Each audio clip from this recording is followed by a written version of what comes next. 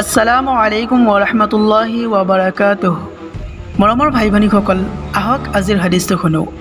হজৰত আবু হুৰাইৰা ৰাদিয়াল্লাহু তাআলা আনহুই কয়, এদিনাখন ফজৰৰ সময়ত প্ৰিয় নবী সাল্লাল্লাহু তাআলা আলাইহি ওয়াসাল্লামে হজৰত বিলাল ৰাদিয়াল্লাহু তাআলা আনহুক সুধিলে যে, হে বিলাল, মোক তোমাৰ সবাতোকৈ আশাপূৰ্ণ আমলটোৰ বিষয়ে কোৱা যিটো তুমি ইছলাম গ্ৰহণৰ পিছত কৰিছা, কাৰণ মই জান্নাতত মোৰ আগত তোমাৰ জোতাৰ শব্দ শুনিছোঁ।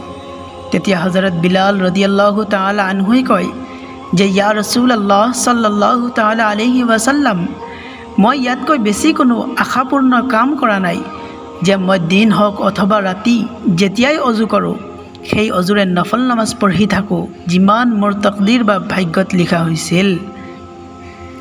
এই হাদিছটো লোৱা হৈছে বুখাৰী শৰীফৰ পৰা আৰু হাদিছ নং হৈছে 1149।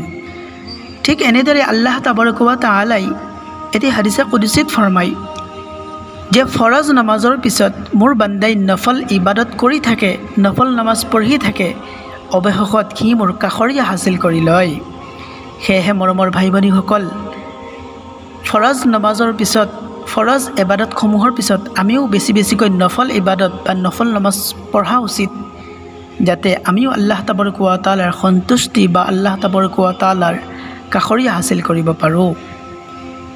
এই হাদিছটো নিজেও শুনক আৰু আমল কৰক, আৰু নিজৰ প্ৰিয় ভাই ভনীসকললৈও পঠাই দিয়ক, যাতে তেওঁলোকেও এই হাদিছটো শুনিব পাৰে আৰু ইয়াৰ ওপৰত আমল কৰিব পাৰে।